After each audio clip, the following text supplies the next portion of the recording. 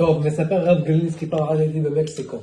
רב גלינסקי הוא היה רב שעבר את מלחמת העולם הראשונה, השנייה, את השואה, הוא עבר מלא, כאילו הוא נפצע בגיל איזה 100 ומשהו. הוא היה מאוד נמוך והוא היה מאוד מצחיק, כן?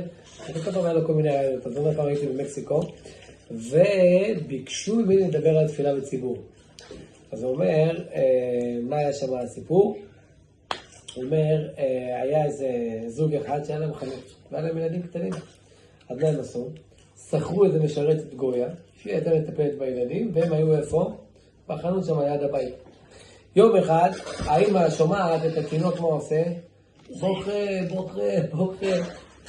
טוב, היא אומרת, מה קרה פה? מה הולך פה? אמר, אני חייב ללכת לבדוק. כי אמא שמעת הילד בוכה, מה היא עושה שיש לה ילד בוכה? הולכת לבדוק. הולכת, בודקת, רואה את הילד, את התינוק הזה, עם תפילין וטלית עליו. היא אומרת להם, מה זה?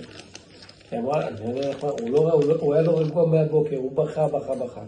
אני יודעת שבעלך, כל פעם הוא מניח את הטלית ואת התפילין, ואומר שאחר כך הוא נח ככה שעה בלי להרגיש. אתה מבין, הוא נרדם עם התפילין ככה, אז אני חשבתי שזה סגולה בשביל שאנשים ישנו, אז אני לקחתי גם כזה. אז הוא אמר להם, אז הם צחקו בזה, ואז אמרו לו, אבל למה, אני אגיד עליו את האמת.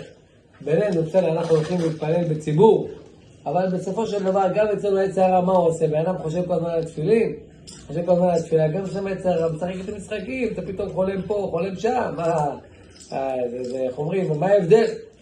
אז הוא אמר להם, תקשיב, קודם כל, מי אמר שכולם חולמים? אין אדם יודע מה בלב חברו, יכול להיות שאתה חולם, אבל החבר שלידך צדיק גדול. זאת אומרת, דבר שני, יש כאלה ממליצים, אומרים ככה בדרך הדרש. אל תהיה רשע בפני עצמך, עדיין, כשבן אדם מתפעל לבד, אז הוא רגע, מה קרה הוא בלבד? למה הוא לא בבית קבוצה? כנראה שהוא חזק, הוא כבר יכול להסתדר לבד. טוב, אז בוא נבדוק מי אתה בחמור, תביא לי תעודת חוגר, תביא לי משהו, בוא נראה מי אתה ומה אתה. אבל כשבן אדם מגיע עם קבוצה, עכשיו נכנסים 30 אנשים נכנסים לתוך איזה מקום. נגיד יש לונה פארק, לוקחים את הילדים ללונה פארק. אז זה התחילו, עכשיו כל אחד לשאול אותו מי אתה, מה אתה, תראה לי נשק, כולם נכנסים, אחד אחרי השני, תראי לו שנקרא, גם יש כאלה שהם לא משהו, מה הם עושים? בשפה שלנו מתפלחים, נכון? איך הם מתפלחים, איך הצליחו, נכנסו מלא אנשים, נכנסים גם כן, נראה שאתם יודעים טוב מאוד על מה אני מדבר.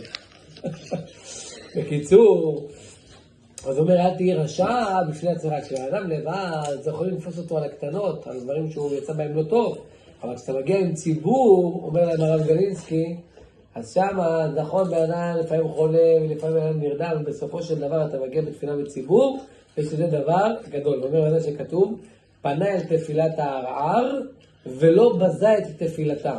כשבאדם היה לבד, אז הקדוש ברוך הוא אומר, תשמע, זה משהו מעורר פה, פנה אל תפילת הערער, זה מישהו לא רציני. אבל ולא בזה את מי את תפילתם, כשזה רבים, אז לרבים יש כוח לתפילה ברבים, תפילה במניין, שהיא תעלה יותר טוב. על פי זה הסבירו, פרשה שלנו מה כתוב. הבא, עבדתם את השם אלוקיכם, וברך את לחמך ואת מימיך, והסירותי מחלה מקרבך. אמרת הגמרא, ועבדתם איזוהי עבודה שבלב, מה זה? תפילה, יפה מאוד.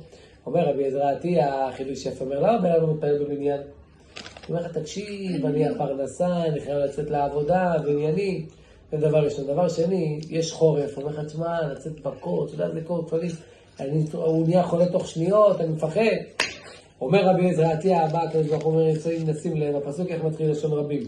ועבדתם את השם אלוקיכם, לשון רבים.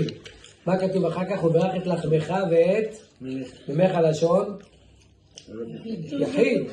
למה ככה? למה אתה פותח בלשון רבים ומסיים בלשון יחיד? תשובה אומר רבי עזראתי.